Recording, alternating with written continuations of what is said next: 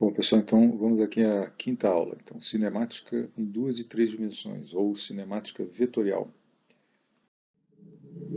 Bom, então, como a gente viu na aula passada, a maneira de você, a maneira mais eficiente de você descrever um determinado vetor em três dimensões é você arbitrar ou escolher arbitrariamente três direções no espaço tridimensional, que a gente geralmente chama de direção I, direção J e direção K, e associar a cada uma dessas direções três versores, que se chamam. São vetores de tamanho unitário, cujo símbolozinho é esse circunflexozinho.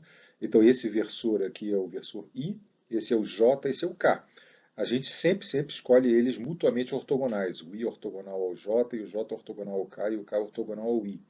E com esses três direções, com esses três versores arbitrariamente fixados, você pode pegar qualquer vetor no espaço tridimensional, por exemplo, esse vetor aqui que vai desse paralelepípedo até aquela maçaneta ali, e determinar as três componentes dele. As três componentes dele são a decomposição do vetor em um vetor ao longo de I.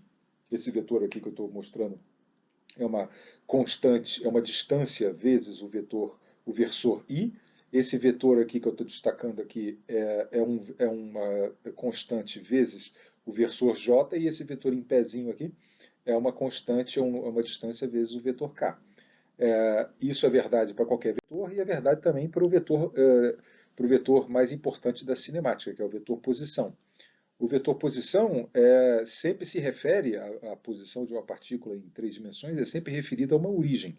Você tem, assim como na cinemática escalar, que determinar uma origem. Não faz o menor sentido você dizer um vetor e associar a esse é o vetor posição aí da partícula. Se você não diz em relação a que origem, eu não tenho a menor ideia onde é que está essa partícula. Então você precisa de uma origem, um ponto de referência.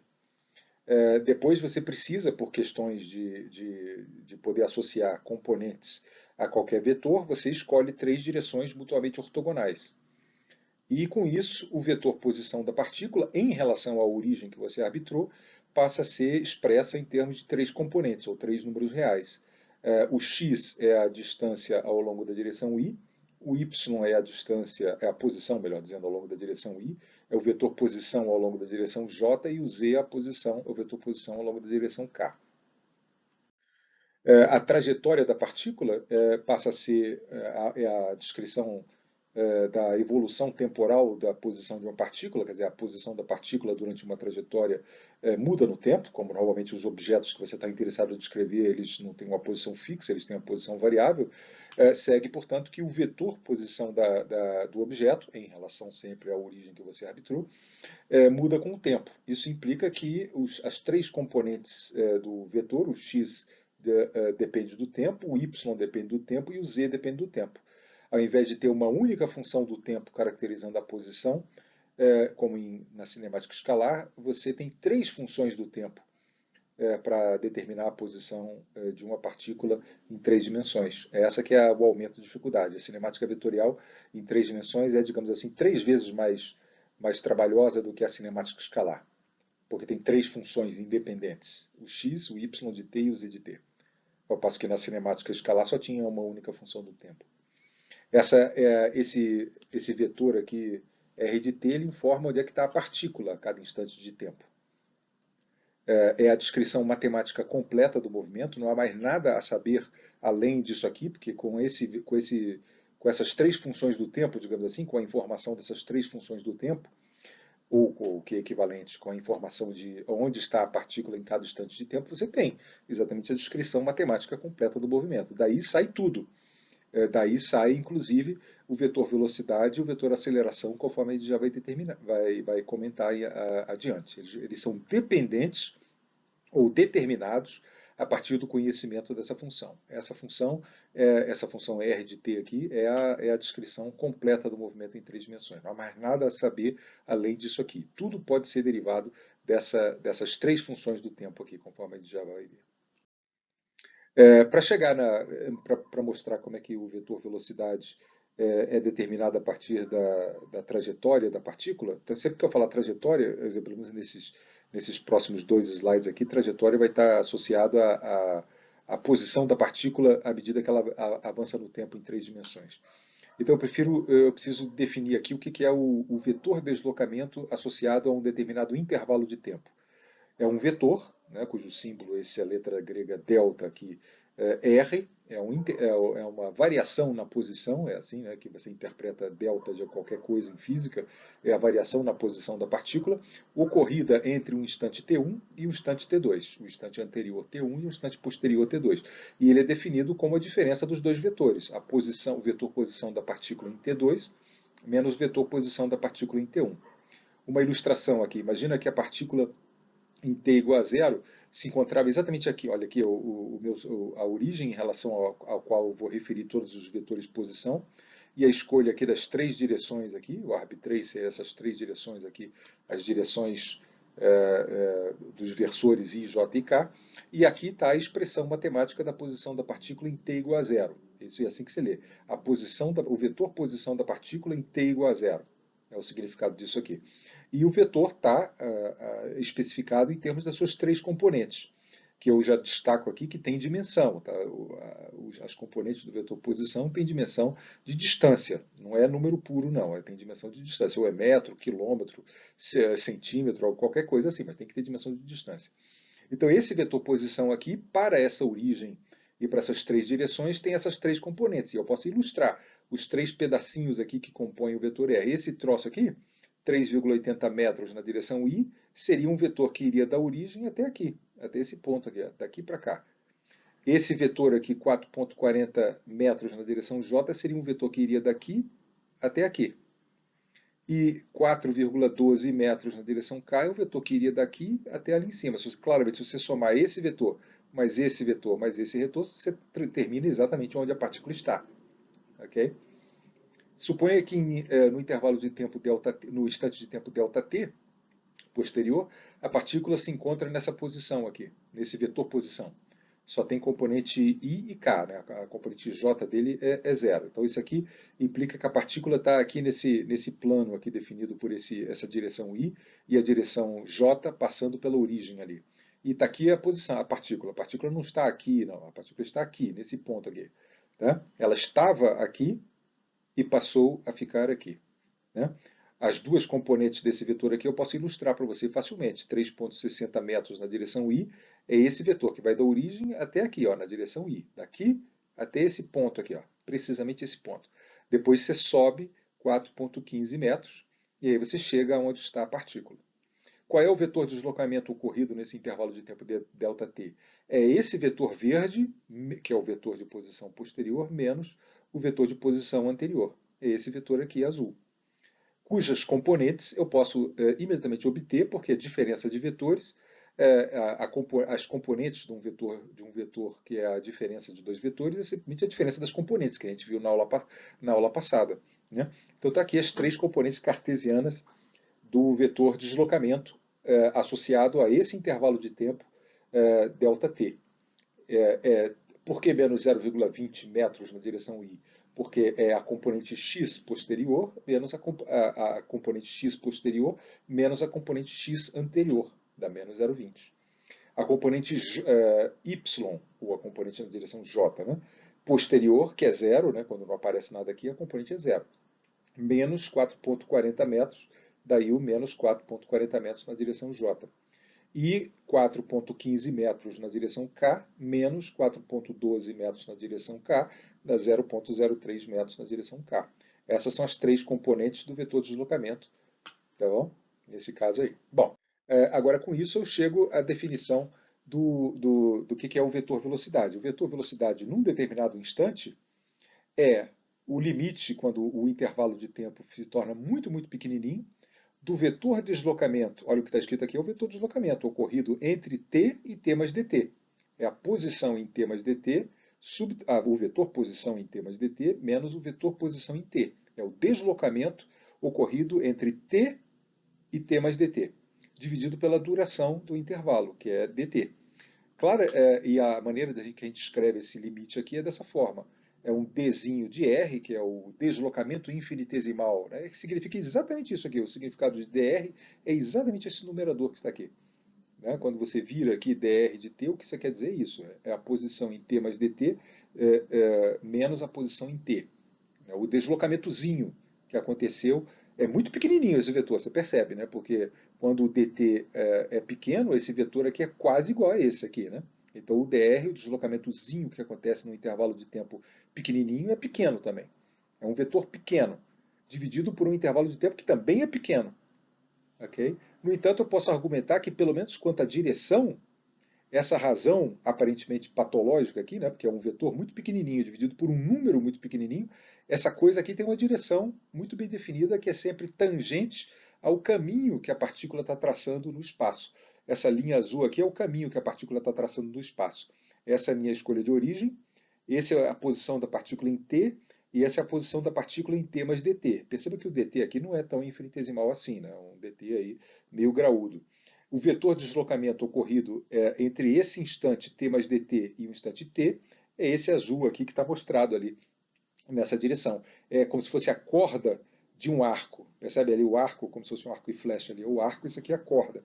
Aí você consegue imaginar o que acontece quando o dt fica pequeno. Imagina que o dt aqui é 2 segundos, né? 2 segundos depois desse instante aqui, a partícula estava aqui. Cara, mas 1 segundo depois ela estava aqui. Aí você consegue imaginar ali a corda entre essa posição e aquela ali é quase igual ao arco.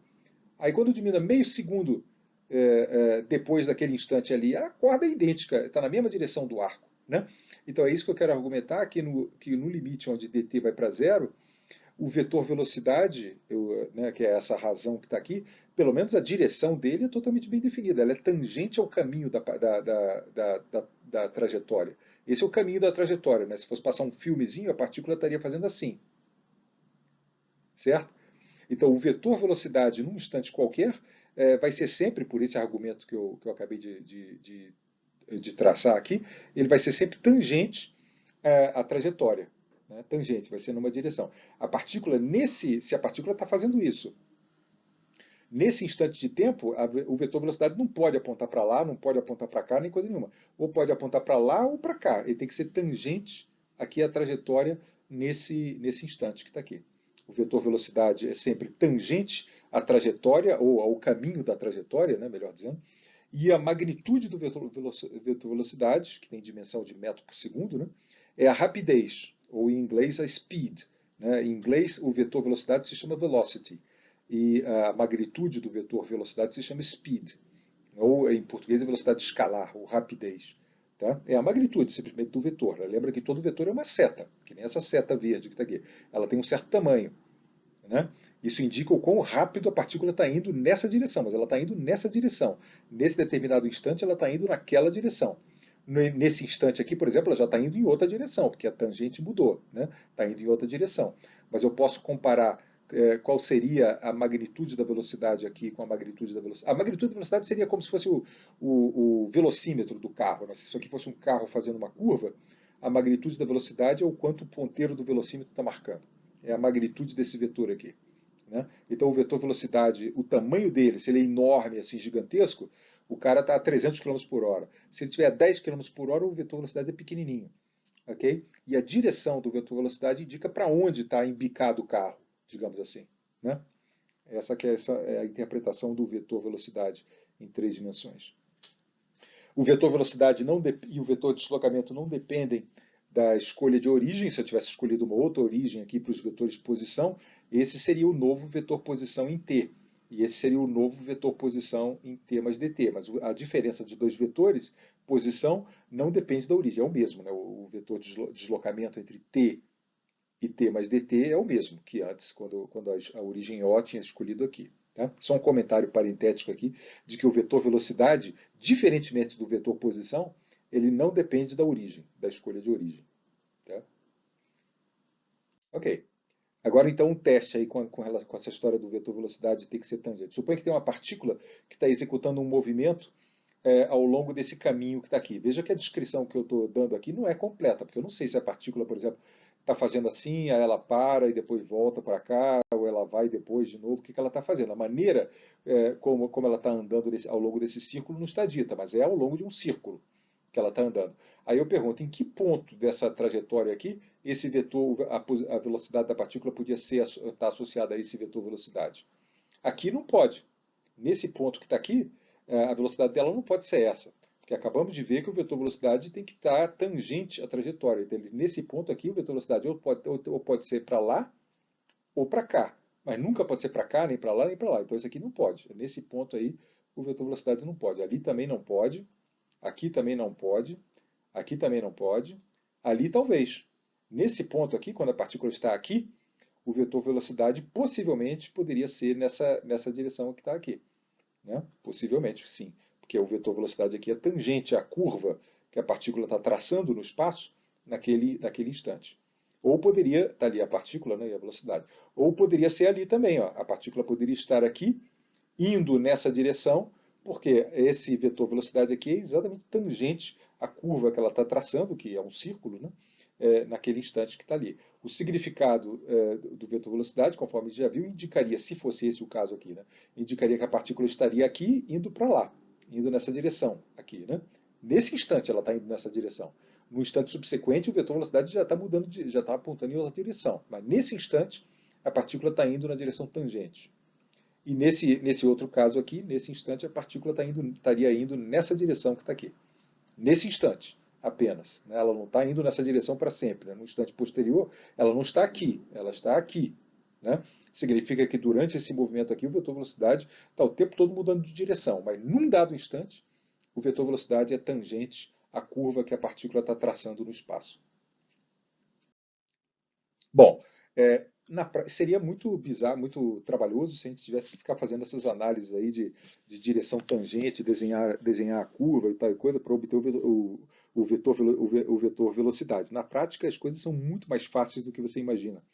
Quando você é informado sobre o vetor posição da partícula em relação a uma determinada origem, né, você é, portanto, informado sobre as três funções do tempo que definem o vetor posição, quer sejam x de t, que é a componente do vetor r na direção i que você arbitrou, o y de t, que é a componente, a maneira como a componente na direção j chapéu muda no tempo, e z de t, que é a maneira como a componente k muda no tempo. Quando você é informado disso, você obtém o vetor velocidade em qualquer instante, em dois tempos, desde que você saiba cálculo.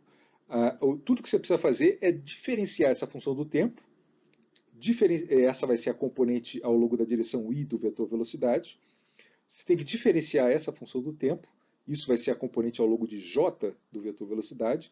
E diferenciar essa função do tempo, que vai ser a componente k do vetor velocidade. Está aí, as três componentes do vetor k são obtidos fazendo três derivadas. A derivada dessa função te dá a componente ao longo de i da velocidade, a derivada ao longo dessa função te dá a componente j e a derivada desse te dá a componente k. De novo, cinemática escalar é só 3 vezes mais trabalhoso que cinemática escalar. Cinemática escalar você só tinha x de t, e a velocidade era um número, que era simplesmente dx dt.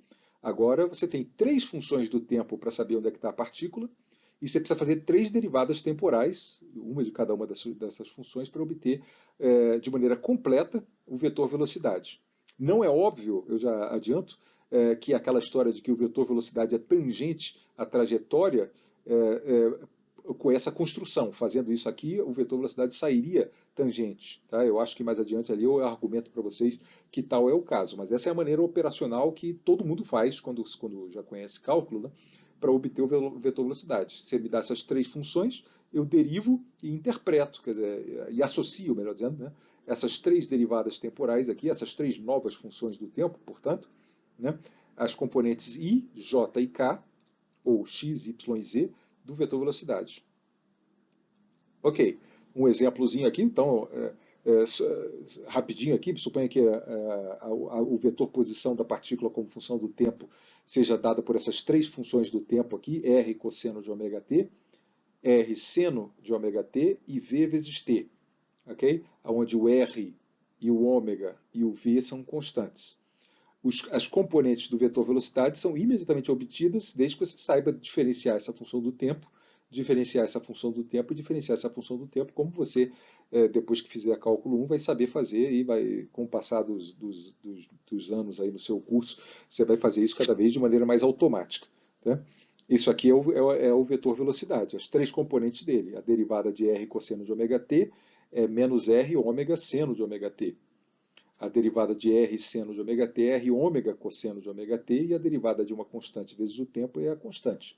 Está aí, descobri as três componentes do vetor velocidade com a informação do r de t, destacando de novo aquilo que eu apresentei, né, que essa função aqui, saber a posição da partícula a cada instante de tempo, é tudo o que você precisa para obter todo o resto, inclusive o vetor aceleração, o vetor velocidade. E depois eu mostrar o vetor aceleração também. Né? Agora sim, o vetor aceleração. Da mesma forma como o vetor velocidade é uma alteração na posição da partícula dividida pelo ou deslocamento que a partícula sofreu num determinado instante de tempo, dividido pela duração do intervalo de tempo, o vetor aceleração é definido da mesma forma. Ele é a alteração no vetor velocidade ocorrida no intervalo de tempo, está vendo aqui o vetor velocidade no instante t mais dt, menos o vetor velocidade no instante t. Então isso aqui é uma alteração, é uma diferença de velocidades, né? Então uma alteração do vetor velocidade ocorrida entre t e t mais dt dividida pela duração do intervalo. Mas você faz isso quando no limite onde o dt vai para zero. Ok? De novo, a maneira de representar essa coisa que está aqui, essa diferença de velocidades é representada como dv, e é um vetorzinho, eu espero que você perceba aqui, muito pequenininho, porque à medida que dt vai se aproximando de zero, esse vetor velocidade fica cada vez mais parecido com esse. Você está subtraindo um vetor com um outro quase igual a ele, né? Então, esse aqui é a alteração infinitesimal no vetor velocidade que acontece entre t e t mais dt. Então, é um vetor muito, muito, muito pequenininho, dividido por um número muito, muito pequenininho. De novo, aquela patologia, que é a mesma patologia lá que a gente encontrou quando definiu o vetor velocidade como sendo um deslocamento acontecido num intervalo de tempo muito pequenininho, dividido pelo intervalo de tempo muito pequenininho. Aqui é igualzinho. É a alteração do vetor velocidade dividido pelo intervalo de tempo em que ele ocorreu, num intervalo muito pequenininho. É isso que esse limite de ΔT vai para zero diz aqui. Bom, então aqui o argumento vai ser puramente geométrico aqui, só para a gente pelo menos determinar em que direção que o vetor A aponta. O vetor V, eu já sei que ele tem que ser tangente ao caminho da partícula. Então suponha aqui que a partícula está executando um movimento em linha reta. Tá? A trajetória da partícula está em linha reta. Isso é uma descrição incompleta, porque eu não sei se a partícula está fazendo assim, depois voltando, depois indo de novo, depois voltando, né? Ou se está indo com velocidade constante, eu não sei. Só sei que ela está descrevendo no espaço uma trajetória que passa por essa linha reta. Quando isso acontece, o que eu posso dizer sobre para onde o A aponta? O vetor aceleração. Vou argumentar que, nesse caso, o vetor aceleração necessariamente aponta ao longo dessa direção também. Veja por quê. Suponha que, quando a partícula está aqui nesse instante, o vetor velocidade dela seja aquele ali. E num instante posterior, podia não ser esse o caso, eu que estou dizendo, num instante posterior ela está um pouquinho mais à frente, porque afinal de contas ela estava indo naquela direção, né? Ela está um pouquinho mais à frente, mas o vetor velocidade dela é pequenininho. É como se um carro estivesse andando aqui, né? Aí aqui ele estava a 100 km por hora, aí está diminuindo, ali está a 50 km por hora, alguma coisa assim, mas continua indo em linha reta. A estrada é reta, não tem curva nenhuma. Tá? Qual seria o vetor aceleração? Para onde apontaria o vetor aceleração? Pela definição, você tem que calcular aqui, né? Aqui fica mais claro. Você tem que calcular o vetor posterior, que é esse aqui, né? O vetor velocidade posterior do vetor velocidade anterior. Eu tenho que subtrair, subtração vetorial, né? Esse vetor pequenininho aqui menos o vetor grandão. Como é que você subtrai vetores? A maneira mais fácil é você botar os dois com a mesma origem, né? Você pega esse fulano aqui e transplanta ele ali para trás, né? Vetores, você pode desenhar onde você quiser. E o vetor velocidade é o vetor que vai da ponta do anterior até a ponta do posterior. Aqui, esse vetor aqui amarelo é o vetor que representa a variação da velocidade. Se você não se convence disso, olha só, você podia ficar na dúvida, né? Por que eu devia apontar para cá e não para lá? Né? Porque o vetor velocidade mais a alteração que ele sofreu tem que terminar exatamente na ponta do vetor velocidade posterior. Né? Então você percebe que o que está escrito aqui, com esses três vetores aqui, é que V mais ΔV, ou mais dV, é igual a V de t mais dt. É isso que está escrito vetorialmente ali. Então é isso, o vetor alteração de velocidade, como os dois vetores velocidade estão orientados ao longo dessa direção, necessariamente a diferença deles também está orientada nessa direção. Como o vetor aceleração é esse vetor alteração de velocidade dividido por um número, segue que o vetor aceleração vai estar apontando na direção dv também, mas ao longo dessa trajetória. Está ali o vetor aceleração, não sei exatamente qual é o tamanho dele, porque ele não me informou qual é o valor de dt. Né? Se o dt for muito, muito, muito pequenininho, aí esse vetor aqui fica grandão, ele é bem maior do que o dv, né? Porque não dá para comparar o dv com o a, porque o dv tem dimensão de metro por segundo, né? O a tem dimensão de metro por segundo ao quadrado. Mas enfim, grosseiramente falando aqui, como você vai dividir esse cara aqui por um número pequenininho, o a vai ser um cara grandão, digamos assim. Né? Não sei quem é o dt, eu só sei que o a aponta para trás, porque ele necessariamente aponta na direção do dv. Mas o ponto é esse, o a aponta ao longo da linha reta. Se a partícula está andando em linha reta, em 3 dimensões, o vetor aceleração está ao longo da linha reta, assim como os vetores de velocidade, conforme a gente já sabia, né, que o vetor de velocidade tem que ser tangente à trajetória. Se a trajetória é em linha reta, o vetor velocidade está ao longo da linha reta. Mas eu estou concluindo também, podia não ser, né, que o vetor aceleração também tem que ter ao longo dessa linha reta. Bom, e se a partícula estiver fazendo uma A e V na mesma direção? Tá, nesse caso aí. E se a partícula tiver, que é o caso mais interessante em vetorial, em cinemática vetorial, quando a partícula está fazendo uma curva, que nem essa aqui, não está andando em linha reta, o que eu posso dizer? Bom, o vetor velocidade eu já aprendi lá 2 slides atrás que ele ia ter que ser tangente. Então, nesse ponto que está aqui, o vetor velocidade poderia estar apontando nessa direção. Ele nunca poderia estar apontando naquela direção, nem nessa, nem nessa. Ele teria que ser tangente. Eu estou dizendo que para você que ele aponta nessa direção, porque eu que faço o desenho aqui, eu que mando. Então o v de t aponta para lá. Né? No instante t, a partícula estava aqui. Então, se ela está indo naquela direção ali, no instante t mais dt, ela está em algum lugar aqui, né? Que eu não sei qual que é, eu vou dizer para você agora. Ele está aqui. E no instante t mais meio segundo, digamos assim. E digo para você, ó, e o velocímetro do carro aqui, dessa partículazinha aqui, é um pouquinho, tá vendo que é um pouquinho maior ali do que o tamanho dessa seta que eu tentei desenhar, um pouquinho maior do que aquele ali. Né? Mas ele tem que estar indo nessa direção aqui, e o vetor velocidade dele é um pouquinho maior. Como é que eu descubro quem é o vetor velocidade? Quem é o vetor alteração de velocidade aqui? É esse vetor velocidade no instante posterior menos o vetor velocidade no instante anterior. Como é que você calcula a diferença de dois vetores? A gente viu isso lá na aula 4. A maneira geométrica de fazer isso, né? Em termos de componentes, é absolutamente trivial. De maneira geométrica, você transplanta o vetor posterior, nesse caso aqui, bota os dois com a mesma origem, melhor dizendo, né? E o vetor diferença vai da ponta do... Eu tenho medo de dizer subtraindo e o outro, porque eu não sei direito quem é o subtraindo e quem é o subtraído aqui, né? Mas eu acho que esse aqui é o subtraído e esse deve ser o subtraindo, né? Besteira, mas enfim. É esse vetor tracejado menos esse vetor sólido que está aqui, o vetor diferença dos dois é esse vetor que vai da ponta desse cara que está aqui até a ponta do outro. Né?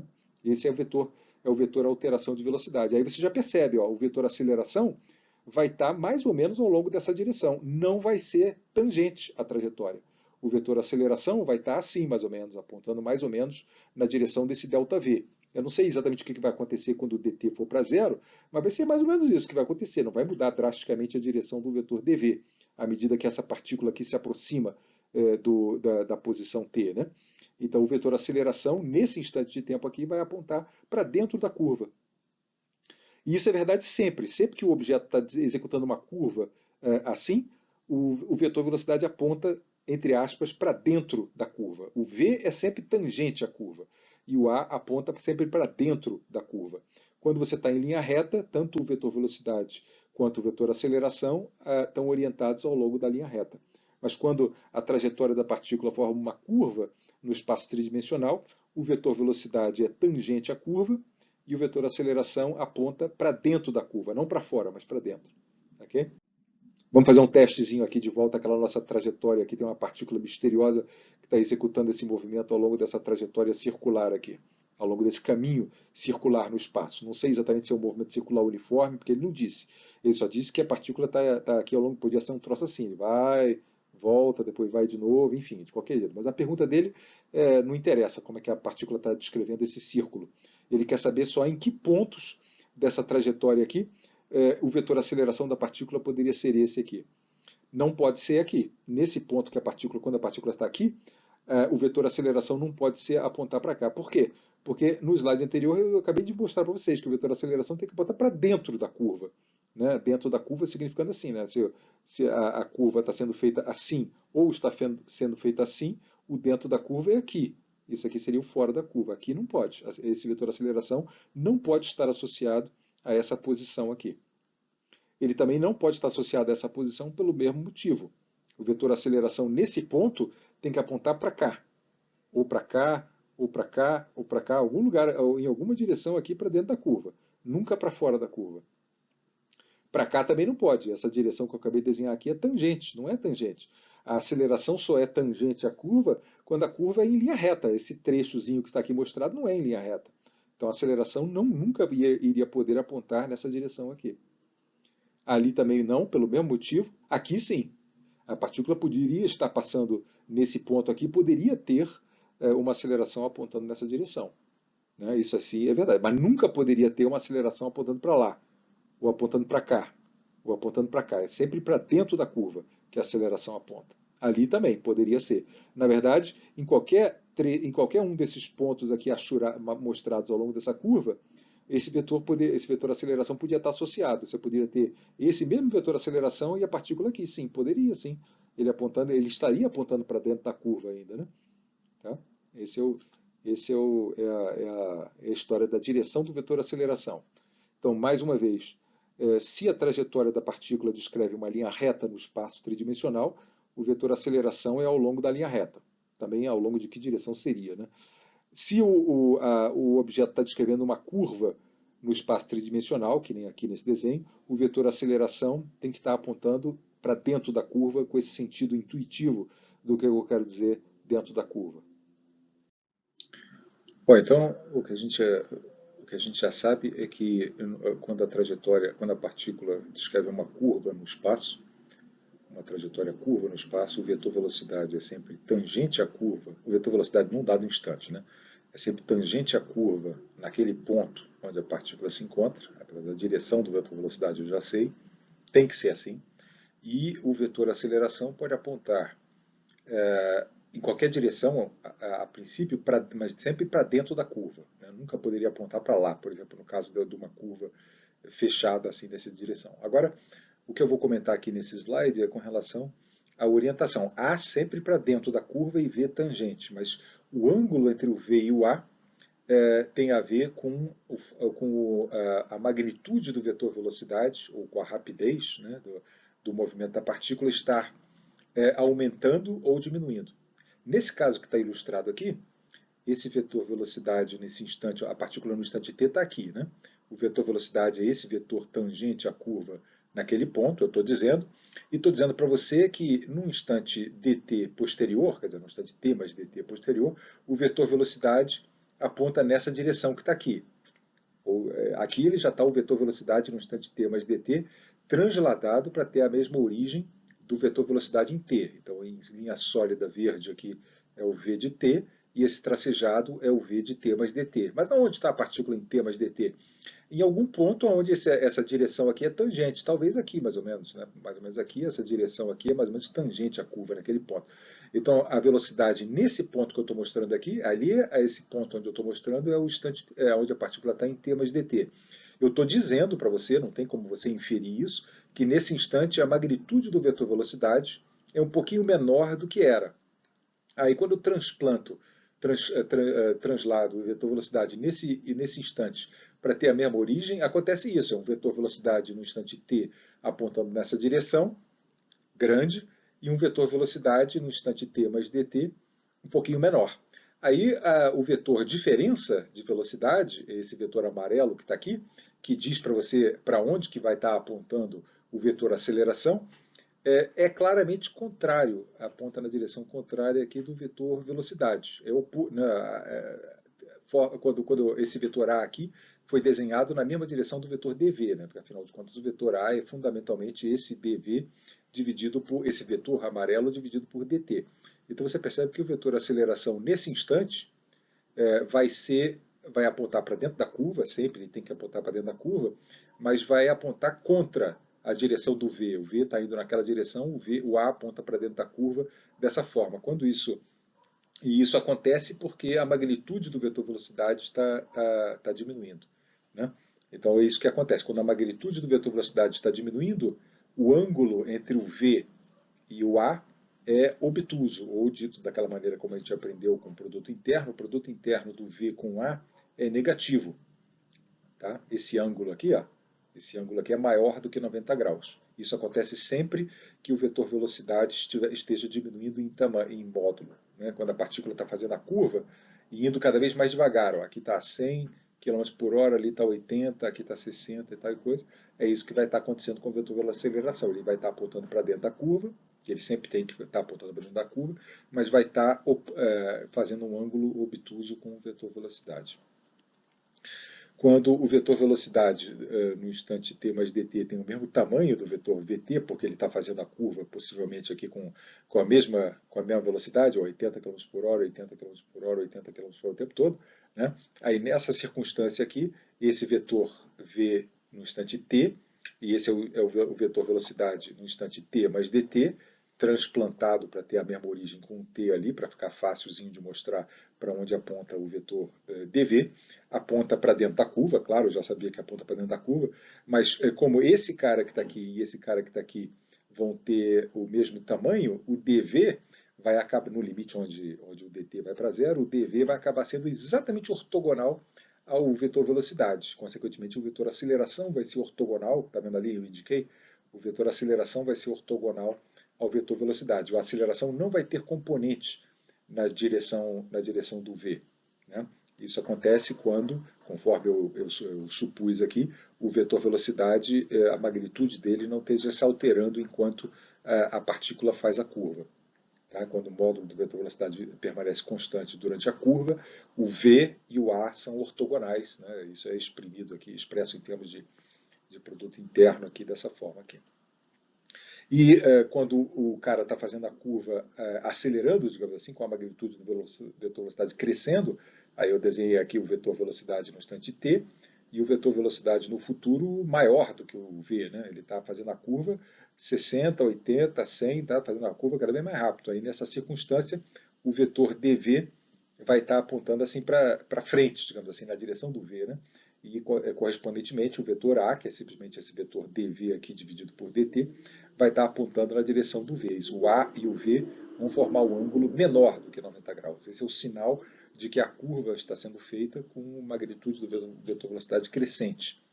Tá? Quando o módulo de v está aumentando, o produto interno entre o v e o a é maior do que zero. Todo esse argumento aqui é puramente geométrico. Tá? Eu simplesmente desenhei aqui um vetor velocidade do mesmo tamanho do vetor velocidade em t mais dt do mesmo tamanho desse, ou um vetor velocidade em t mais dt maior do que esse, ou menor para concluir isso, que a direção do A faz um ângulo maior do que 90 nesse caso, 90 nesse caso aqui, e menor do que 90. Mas isso pode ser mostrado, né, matematicamente. Eu só vou passar rápido aqui, você depois vê com mais calma aqui esse slide. Então, os fatos são esses aqui, né, que quando a magnitude do vetor velocidade está aumentando, o produto interno entre o v e o a é positivo. Quando a magnitude do vetor velocidade está constante, o produto interno entre o v e o a é igual a zero. E quando a magnitude do vetor velocidade está diminuindo, o produto interno é negativo. É isso que a gente inferiu, digamos assim, geometricamente, mas a gente pode demonstrar isso matematicamente. Deixa eu mostrar aqui como é que se mostra, por exemplo, esse caso aqui. Como é que eu mostro para vocês que quando a magnitude do vetor de velocidade está aumentando, necessariamente o produto interno disso aqui é positivo. Você mostra assim. Bom, eu vou supor, né, fazer a hipótese, né, que a magnitude do vetor velocidade está aumentando no tempo. Né?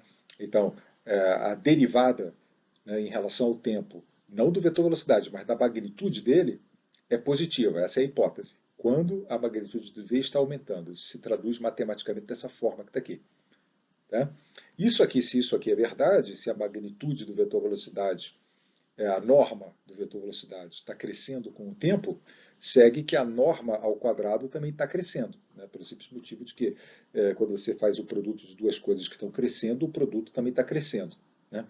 Isso aqui é o módulo de V, a norma de V vezes a norma de V. E a razão pela qual eu quero trabalhar com essa expressão aqui é porque essa expressão aqui não envolve raiz quadrada. Né? Lembra que a magnitude de um vetor é a raiz quadrada da soma dos quadrados das componentes. A raiz quadrada é meio chato de derivar e coisa e tal. Quando eu faço a derivada do módulo do vetor ao quadrado, a coisa que aparece aqui, a módulo do vetor ao quadrado, tem uma expressão mais simples em termos das componentes. Ela é simplesmente a soma do quadrado das componentes. Né? É essa aqui, é isso que está escrito.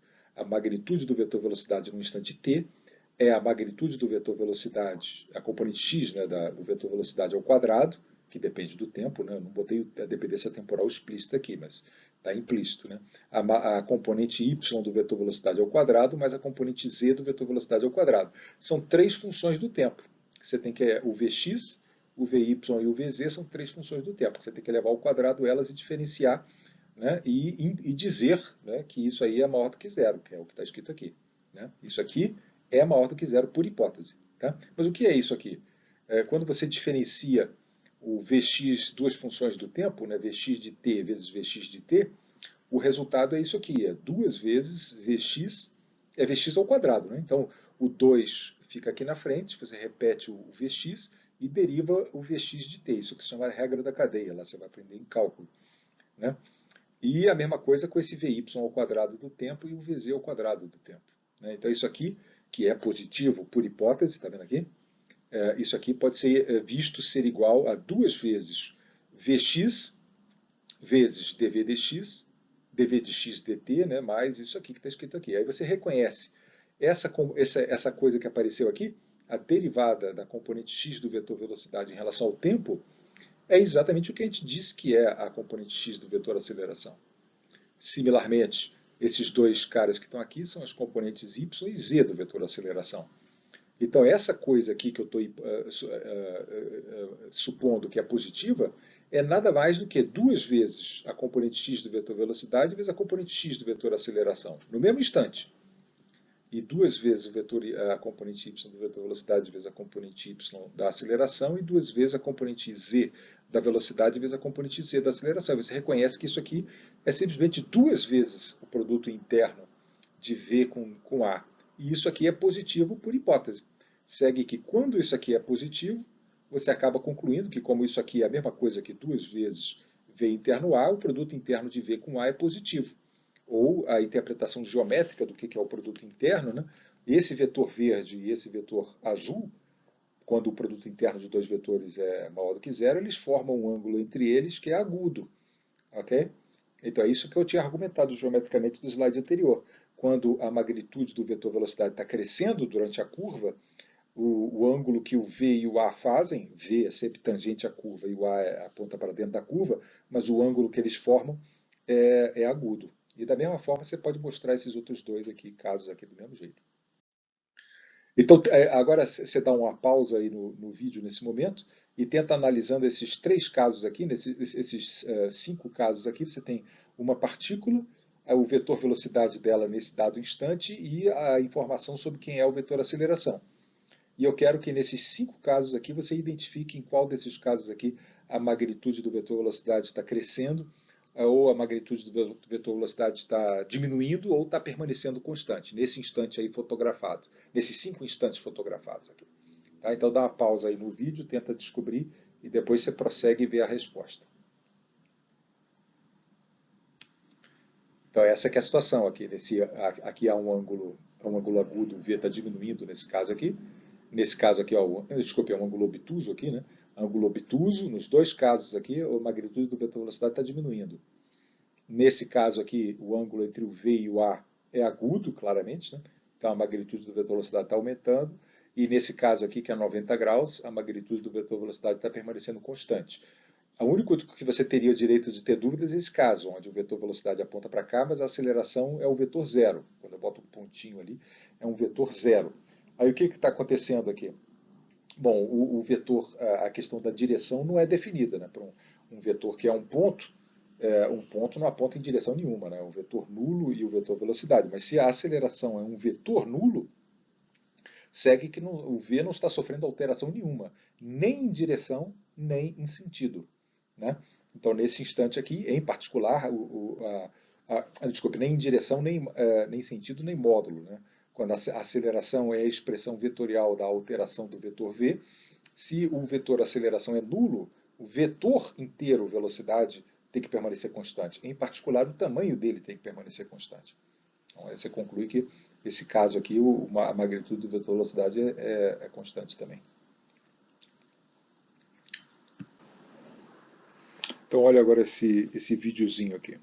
Isso aqui vai mostrar, só para você ganhar intuição sobre a direção do vetor velocidade ser ao longo da direção do movimento da partícula, e o vetor aceleração está sempre apontando para dentro da curva e apreciando a direção relativa, o ângulo entre o A e o V, entre o vetor velocidade e o vetor aceleração. Então isso vai mostrar um carrinho andando em duas dimensões aqui, e você vai ver aqui um vetorzinho A aqui, que vai ficar mudando o tempo todo, porque o carrinho vai fazer umas curvas aqui dentro. Às vezes o carrinho vai acelerar e tal coisa, e você vai ficar prestando atenção no vetor velocidade e no vetor aceleração. Ok? Então vamos lá. Está ali, os dois na mesma direção. Aí, ó, atenção agora, né? O carro está fazendo a curva e percebeu aqui que o vetor aceleração está apontando para dentro da curva. Mas observe o ângulo aqui é 90 graus, e você vê que isso é consistente com o fato de que a impressão visual é que o carro está fazendo essa curva aqui com módulo de velocidade constante, né? Então por isso que o ângulo aqui resultou 90. Vamos em frente aqui, ó. Opa, aí percebeu? Agora ele andou um pouquinho em linha reta, e agora ele fez uma curva no outro sentido. Como ele fez uma curva no outro sentido, o vetor de aceleração aponta para dentro da curva. Né? Mas observe aqui, 90 graus ainda, né? Então isso é consistente com o filminho, porque o filminho está mostrando que o carro está fazendo essa curva aqui com magnitude de velocidade constante, né? Olha lá. Agora sumiu o vetor aceleração. O que quer dizer isso? Significa que a partícula está andando em linha reta e com a magnitude do vetor velocidade constante, pelo menos instantaneamente, durante alguns breves instantes. É isso que significa o desaparecimento do vetor aceleração. Agora, o que significa isso aqui? Vetor aceleração na mesma direção do vetor velocidade. Significa que o bichinho está andando em linha reta e cada vez mais rápido. Né? É isso que significa. E realmente é isso que a imagem mostra. Aí, ó. O bichinho está andando. Opa, agora ele fez uma curva. Ele fez uma curva, por isso a aceleração está apontando para dentro. Mas não apenas ele está apontando para dentro, como o ângulo aqui, esse ângulo aqui é obtuso, indicando que ele está fazendo a curva assim, mas andando cada vez mais devagar. O filmezinho está mostrando exatamente isso. Ó, viu? Como ele está fazendo a curva cada vez mais devagar. E aí ele para. Ok? Bom, então as direções do vetor velocidade e do vetor aceleração então já foram argumentadas aí por questões geométricas e do seu significado. Né? Agora, na prática, realmente, o que acontece é que, assim como o vetor velocidade ele é simplesmente obtido diferenciando as componentes do vetor posição, o vetor está ali, a trajetória da partícula, com suas três funções do tempo, que define de maneira completa onde está a partícula em relação à origem escolhida, sempre. Né? Em qualquer instante de tempo, dessas três funções do tempo aqui, diferenciando essas três funções do tempo, usando lá as regras que vocês vão aprender lá em cálculo, você obtém as três componentes do vetor velocidade. Essa é a definição do vetor velocidade, de fato. E, correspondentemente, o vetor aceleração, como é a derivada dessa componente do vetor velocidade, ela é a derivada segunda da função x de t. Essa é a componente x do vetor aceleração. A derivada segunda dessa função do tempo é a componente y da aceleração, e a derivada segunda dessa função aqui, desculpe, está sem o pointer aqui. A derivada segunda desse z de t aqui é a componente z da aceleração. É assim que na prática você funciona. Você é fornecida essas três funções do tempo aqui, como a expressão matemática da posição da partícula, você diferencia uma vez essa componente, diferencia outra vez e pronto, você tem as duas funções. Essa componente, que você às vezes chama de Vx de t, a função do tempo chamada Vx de t, que é a componente x do vetor velocidade, Vy de t, às vezes isso aqui é chamado dessa forma, e Vz de t. E aqui também, essa coisa aqui, que é a derivada segunda dessa função do tempo, às vezes é chamada de Ax. É uma função do tempo em geral, né? Ax de t, isso aqui seria o Ay de t e o Az de t. Tá? Na prática é muito simples aqui. Se você sabe diferenciar funções do tempo, como você vai se tornar especialista dentro de alguns meses, você calcula isso em duas linhas, né? Se essas são as três funções do tempo, esse aqui é o x de t, esse aqui é o y de t e o z de t, nesse caso aqui concreto, né? Aquele mesmo, as funções que já apareceram, a gente diferenciando essa função do tempo aqui, você obtém isso. Essa é a componente x da velocidade, do vetor velocidade, nesse instante t. Né? Pode ser usado para qualquer instante t, bota o t que você quiser ali, que você obtém a componente x do vetor velocidade em qualquer instante. A derivada dessa função do tempo é essa que está aqui, e a derivada de v vezes t é v. Aí, se você diferenciar mais uma vez essas três funções do tempo aqui, você obtém as três componentes da aceleração. Está aqui as componentes da aceleração, aqui, a derivada dessa função aqui, a derivada do seno é menos cosseno. E aí você tem que derivar o ômega t ali também, você ganha um outro ômega, menos r ômega t. Ômega 2, desculpe, cosseno de ômega t é a componente x da aceleração. A derivada dessa função do tempo, você vai aprender lá depois lá em cálculo, é menos r ômega 2 seno de ômega t. E essa aqui você já sabe, né? A derivada de uma constante é zero, por isso que a aceleração, nesse caso, não teria componente na direção de K-chapéu. Então, na prática, isso é tão difícil, se você sabe cinemática escalar, diferenciar funções do tempo, você só tem que fazer 3 vezes esse serviço, né? Para obter as três componentes Vx, Vy e Vz, e as três componentes Ax, AY, e nesse caso aqui zero, né? AZ, da aceleração. Agora, o movimento que se chama, quer dizer, a queda livre em 3 dimensões. O que significa isso? Significa queda livre de maneira mais geral do que a gente discutiu no capítulo 2. Porque no capítulo 2, a gente, quando discutiu queda livre, a gente falou, que vai ser verdade aqui também, que queda livre é o movimento de uma partícula sob ação exclusiva da atração gravitacional, sem incluir nenhuma outra força, sem incluir efeito do arrasto do ar, nem qualquer outra coisa, só a aceleração. É isso que se chama de queda livre. Bom, a natureza vetorial desse movimento não ficou claro naquela ocasião, porque a gente considerou apenas situações onde a partícula era inicialmente lançada ou verticalmente para cima, ou verticalmente para baixo, ou era solta. Aí, nesse caso, a maçã cai verticalmente. Ela descreve um movimento linear, né, que era propício a ser descrito com a cinemática escalar. Mas e a magnitude desse vetor aceleração aqui, que aponta para baixo, é o que é 9,8 metros por segundo ao quadrado. Então, a natureza vetorial mesmo da aceleração gravitacional lá nem transpareceu. Mas quando você lança o projétil, aqui no caso a maçã, com uma certa... Bom, esse é o caso, né, que a gente discutiu lá. Né? Quando a maçã é lançada verticalmente para cima, que nem eu desenhei aqui, V0 é o vetor velocidade em t igual a zero. E ela está acelerada em direção ao solo, verticalmente para baixo, o movimento que vai acontecer é um movimento unidimensional, que não precisa de vetores para ser descrito. Ele pode ser descrito com as ferramentas do capítulo 2, da cinemática escalar.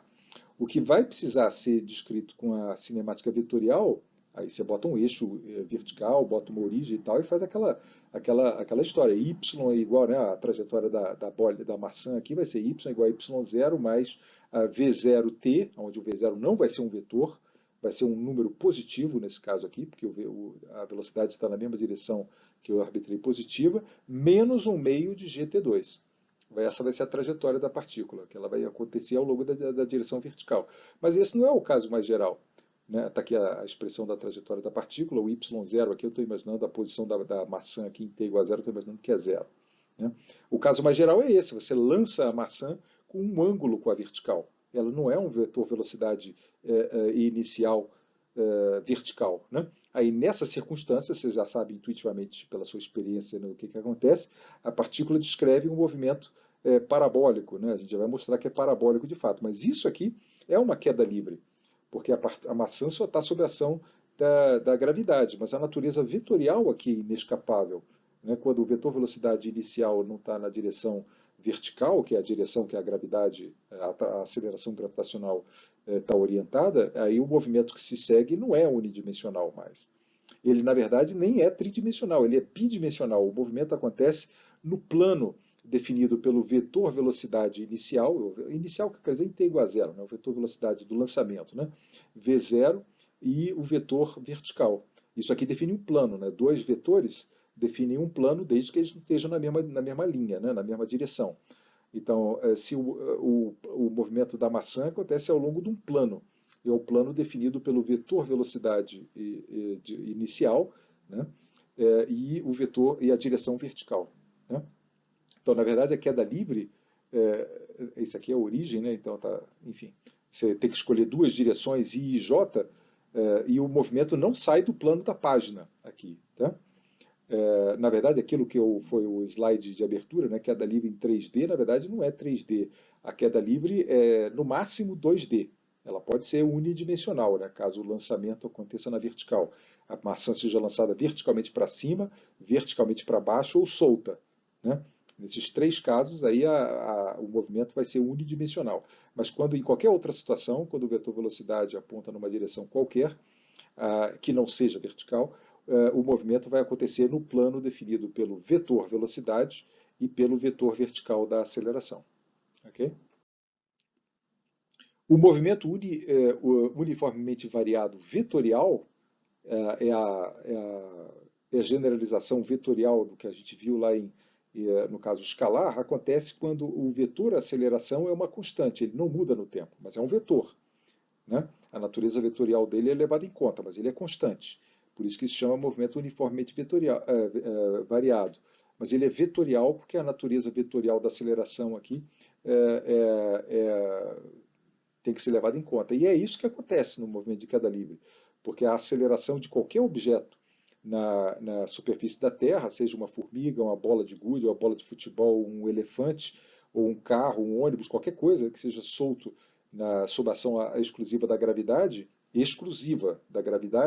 ele vai ter uma aceleração dirigida para baixo, de magnitude igual a 9,8 metros por segundo ao quadrado. É uma observação experimental. É isso que acontece. Qualquer objeto solto na superfície, nas proximidades da superfície da Terra, experimenta uma aceleração dirigida para baixo, dirigida para o chão, né, de mesma magnitude, independente de quem seja o objeto, da massa do objeto. Tá? Observação experimental. Não precisava ser assim, mas é assim. Tá? Então, está aqui a origem, em relação ao qual eu vou definir a posição da maçã. E isso aqui são as duas direções, porque o movimento vai acontecer no plano aqui da página, né? Então eu escolhi duas direções para exprimir tanto o vetor posição, quanto o vetor velocidade, quanto o vetor aceleração. E aí aqui está o vetor posição inicial, né, que a gente bota um índicezinho 0 ali para indicar que é a posição em zero. Esse é o vetor inicial, ele tem duas componentes, x0 e y0. Como qualquer vetor nessa página aqui, ele pode ser escrito como um vetor na direção i e um vetor na direção j, e essa componente é dita a componente ao longo de x do vetor posição inicial, essa é a componente ao longo de y do vetor velocidade, do vetor posição inicial. E a maçã foi lançada nessa direção, o cara segurou a maçã e vup, lançou. Dali em diante ele está só sob a ação da gravidade, tá? Em queda livre. Então esse é o vetor velocidade inicial. Essa é a notação que a gente usa. V0 é um vetor, né? Ele tem componente x e o componente y. E essa é a maneira que a gente representa isso. V0x e V0y. Como qualquer vetor, ele é expresso dessa forma. E a única coisa que é fixa aqui, o R0, você que escolhe. Né? E o V0, você que lança, você que escolhe de que direção vai lançar a maçã. Mas o que você não pode escolher é a aceleração que a Terra vai impor. Isso é a natureza que escolhe para você. A aceleração que a Terra vai impor é dirigida para baixo e vale 9,8 metros por segundo ao quadrado. De acordo com o sistema que eu escolhi aqui, ela aponta na direção J, né? Mas aponta contrariamente à direção J. Então a gente escreve isso como menos Gzinho. Gzinho é o símbolo para 9,8 metros por segundo ao quadrado, na direção J. Esse é o vetor aceleração, que apesar de eu ter escrito aqui A de T, ele de fato não varia com o tempo. Ele é constante. Tá certo? Isso aqui você que escolhe, isso aqui você que escolhe, porque você que está lançando a maçã. Isso aqui você que escolhe, isso aqui você que escolhe, porque você que bota a origem onde você quiser. Mas isso aqui você não escolhe. Em queda livre, essa é a aceleração. Quando o objeto não está apenas sob a ação da atração da Terra, tem, por exemplo, uma mesa que está apoiando o objeto, ou tem um vento que está soprando, ou coisa que o valha, aí a aceleração não é só isso. Isso aqui é uma hipótese de queda livre. Apenas a Terra está agindo sobre o seu objeto. A pergunta: qual vai ser o movimento subsequente da maçã. Em outras palavras, qual vai ser como que a componente x da trajetória da partícula vai variar no tempo, como que a componente y da trajetória da partícula, ou da posição da partícula, em relação à origem que você escolheu, né, vai variar no tempo. Essa é que é a pergunta. A única coisa que eu sei é isso. Eu sei a aceleração e quero construir isso aqui. Tá? Esse aqui é o desafio. Bom, o fato simplificador é o seguinte, é que o movimento na direção x, na direção y ou direção x, é um movimento uniforme. Por que motivo? Porque a aceleração, eu sei que não tem componente na direção y. Aqui o j, a aceleração só tem componente j. Né? Então, na direção y, o movimento vai ser uniforme, não tem aceleração e nem vai passar a ter, não tem lugar, momento nenhum. Tá? Então, em todos os instantes de tempo, o movimento na direção y vai ser um movimento sem variação de velocidade, que é o que a gente chama de movimento uniforme. Já na direção j, em todos os instantes de tempo, a aceleração vai ser menos 9,8 metros por segundo ao quadrado. É, portanto, um movimento uniformemente variado. Então, essas duas funções do tempo aqui são a expressão matemática do movimento uniforme que a gente viu lá no capítulo 2, que eu coloco aqui na componente x do vetor posição, e na componente y eu boto a expressão geral do movimento uniformemente variado, aonde no lugar da aceleração eu escrevo menos 9,8 metros por segundo ao quadrado, ou em símbolo menos gzinho. Okay? Os dois movimentos, na direção I e na direção J da maçã, se separam, são totalmente diferentes e totalmente conhecidos. Na direção I é um movimento uniforme, lembra, x igual a x0 mais v0t. E na direção J é um movimento uniformemente variado, com aceleração menos g.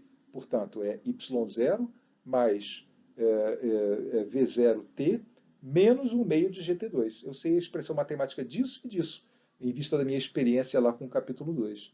Né, de saber a expressão matemática do movimento uniforme e do movimento uniformemente variado. Tá? Então acabou, você resolveu esse seu problema. Os movimentos na direção I e na direção J são independentes, e a expressão matemática é essa que está aqui, da trajetória da maçã. Na direção I, você tem essa expressão aqui, que você reconhece como sendo a expressão matemática da trajetória de um movimento uniforme, posição inicial. Só que aqui não é a posição, é a componente x inicial. E a velocidade inicial, só que aqui o símbolozinho é diferente, porque isso aqui, quem entra aqui é a componente x do vetor velocidade inicial. Né? Mas o que está escrito aqui é x0 mais v0t, que é a expressão matemática da velocidade da posição no movimento uniforme. Apenas o x0 é a componente x da posição inicial e o v0 é a componente x da velocidade inicial. Já na direção J, você tem essa coisa que você reconhece imediatamente como sendo a expressão matemática do movimento uniformemente variado. Quem é a posição inicial? É a componente y da posição inicial, do vetor posição inicial. Quem é o V0 aqui, quem faz o papel do V0 aqui, é a componente y do vetor velocidade V0. E quem faz o papel da aceleração é menos g. Tá? Essa que é a história, menos 1 meio de gt2. Né? Isso é um movimento uniforme e aquilo ali é um movimento uniformemente variado. Tá? E o significado dessas quatro números aqui, x0 e y0, são as componentes do vetor posição inicial.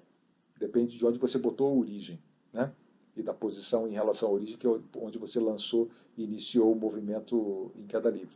E essa aqui é a componente x do vetor de velocidade do vetor de lançamento. Essa é a componente y do vetor de lançamento.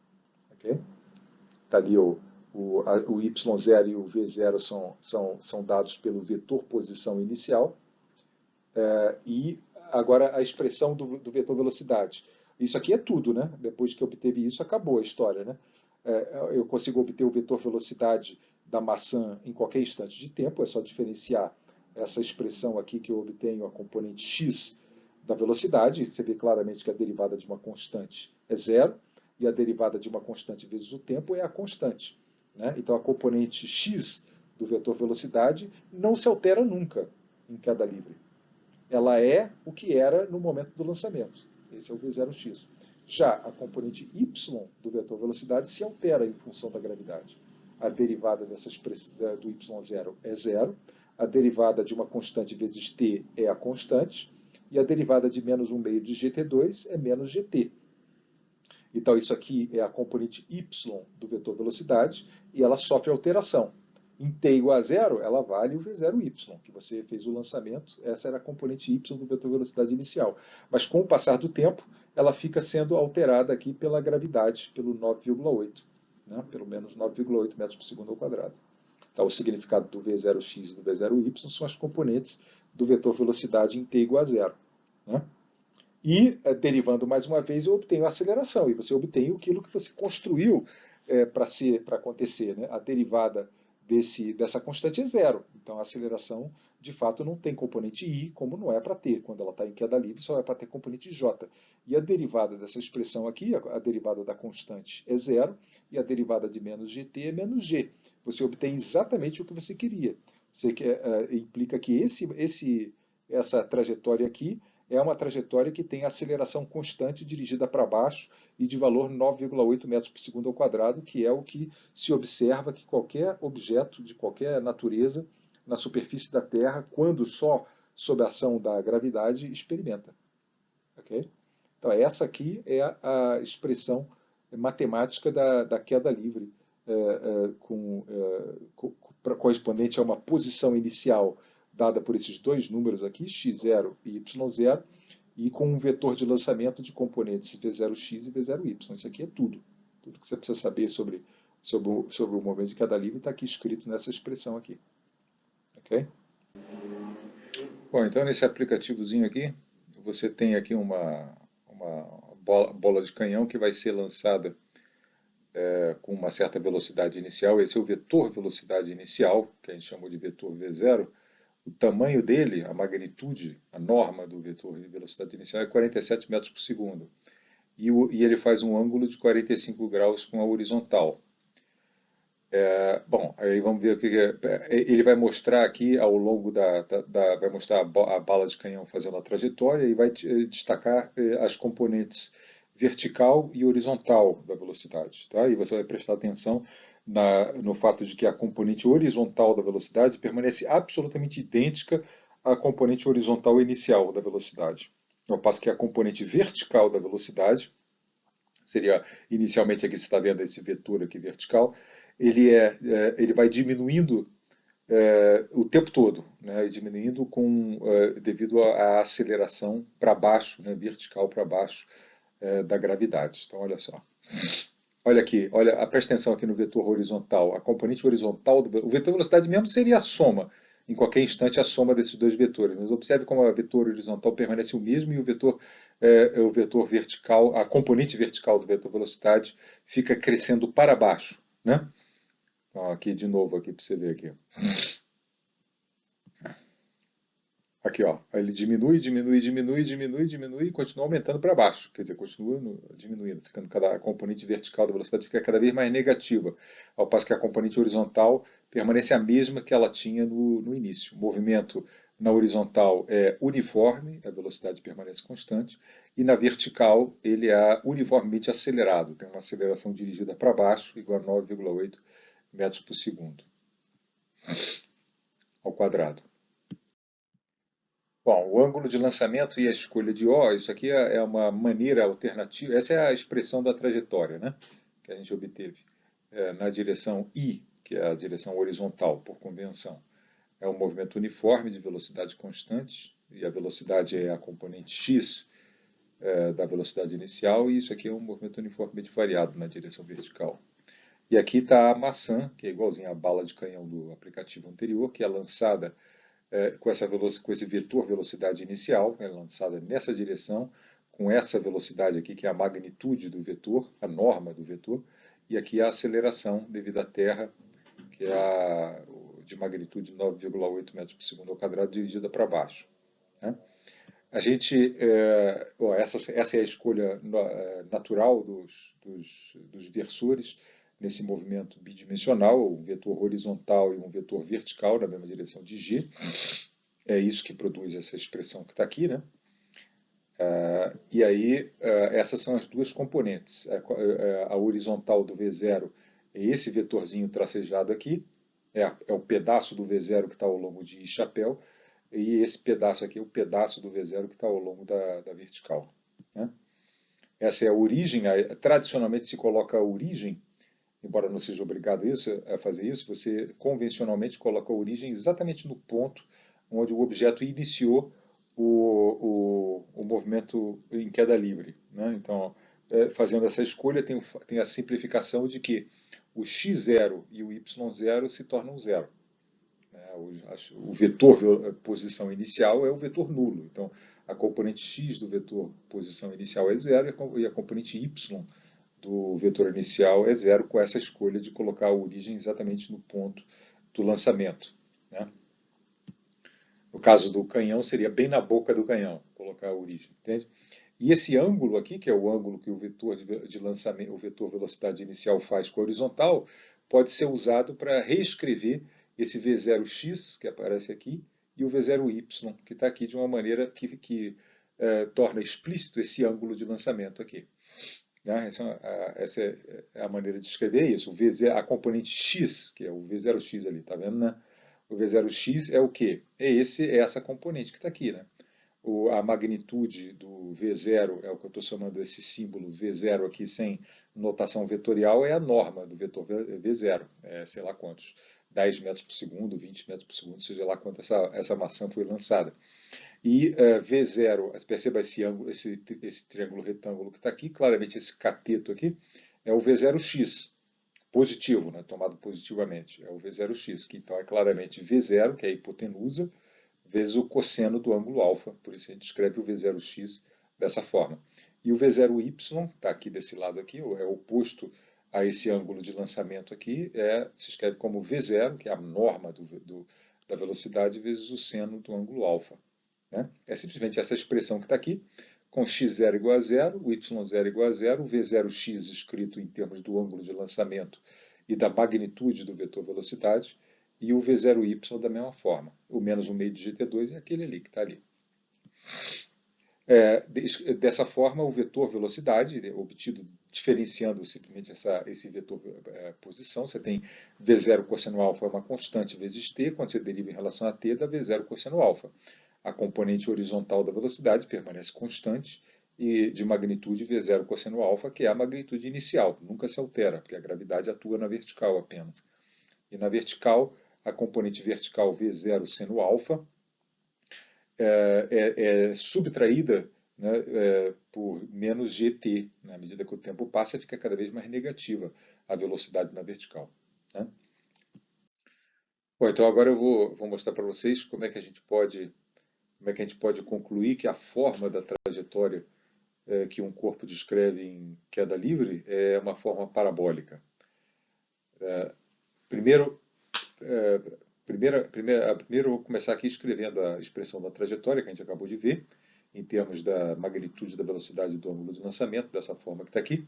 E observe que o x, né, essa coisa vermelha que está aqui, que é essa distância aqui entre do zero até a posição no instante t da partícula, a projeção, né, a componente x do vetor posição da partícula e a componente y do vetor posição da partícula, elas estão intimamente relacionadas. Cada valor de x me fornece um único y. E eu quero mostrar qual é a relação desse y com esse x. Aqui concluí que o y está associado ao valor de x correspondente de maneira quadrática, né? Cada valor de x corresponde a um único valor de y. Eu quero relacionar o valor de y do vetor posição, esse número que está aqui, com esse número em todos os instantes de tempo. Como é que é possível fazer isso aqui? Bom, então o que você precisa fazer é o seguinte: você primeiro escreve, né, o que é o x de t ali, né? O x de t é igual a v0 cosseno alfa t, e o y de t é aquela expressão que está lá em cima, né? Igual a v0 seno alfa vezes t menos 1 meio de gt2. Tudo uma questão agora de você... Tudo é uma questão agora de... Ih, caramba, peraí. Tudo é uma questão agora de você... tirar o t dessa expressão do y aqui, trocando pelo valor de x correspondente. Dessa expressão aqui, você imediatamente vê que o t pode ser trocado por x de t sobre v0 cosseno alfa. Aí quando você pega essa expressão que está aqui, que envolve o x, e coloca aqui, aqui tem um quadrado, né? Você obtém essa expressão aqui. O y associado ao x é a tangente alfa de x, que é simplesmente, como você vê aqui, v0 seno alfa, vezes x, dividido por v0 cosseno alfa. Aí o v0 cancela, seno alfa sobre cosseno alfa daquele tangente alfa que está ali. Mesma coisa acontece aqui, né? E aí a expressão que você encontra é que o valor de y em qualquer instante está relacionado ao valor de x correspondente naquele instante, dessa forma, é uma constante vezes x menos uma outra constante vezes x2, que é exatamente a característica de uma forma parabólica. Mais ainda, o fato de ter o sinal negativo no termo quadrático aqui é um indicador de que a parábola é invertida para baixo, assim, exatamente como a gente sabe que é. Tá? Essa é a demonstração de que a forma da trajetória, né, a forma do caminho que uma maçã ou uma bala de canhão ou qualquer outra coisa em queda livre, quer dizer, ignorando o efeito do ar e tal e coisa, é exatamente parabólica. Tá? Essa é a demonstração. Agora, com relação àquela história que a gente já tinha visto do vetor velocidade e do vetor aceleração. Isso aqui é a parábola, né, que a gente viu. A maçã aqui descreve esse movimento que está aqui.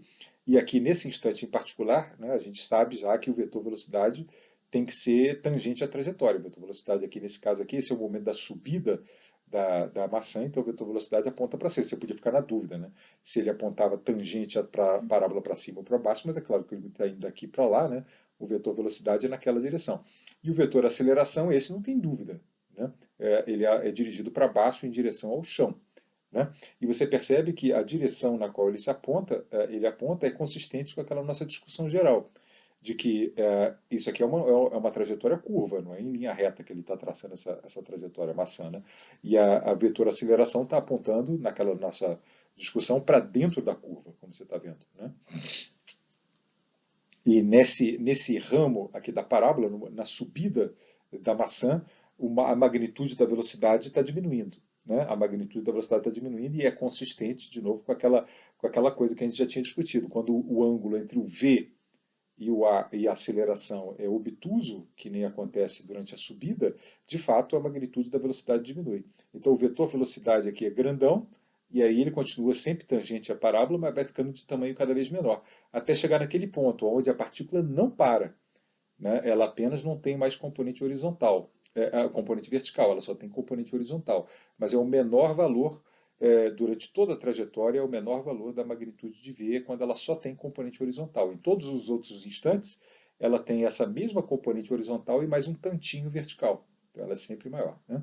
Então a magnitude do vetor velocidade diminui até aquele ponto ali, ao ápice da parábola, e depois na descida, né, o vetor velocidade é tangente sempre, né, isso não tem alternativa, ele é tangente à parábola, e fica cada vez maior à medida que ela vai descendo. E o vetor aceleração não muda, é sempre para baixo, apontando para dentro da curva, no caso a curva é essa coisa que está aqui, né, conforme a gente já sabia, e o fato de que o A e o V estão formando um ângulo agudo é consistente com o fato de que o módulo de V tinha que estar aumentando, como de fato a gente sabe que aumenta. Né? A magnitude de V diminui até lá em cima e depois só aumenta. Né? Isso está consistente com aquela orientação. Só para chamar a atenção daquela nossa discussão geral, né? Conectar com aquela nossa discussão geral de que o A aponta sempre para dentro da curva e o ângulo entre o V e o A sinaliza a respeito da magnitude de V estar diminuindo, como acontece daqui até ali, ou aumentando, como acontece daqui até ali.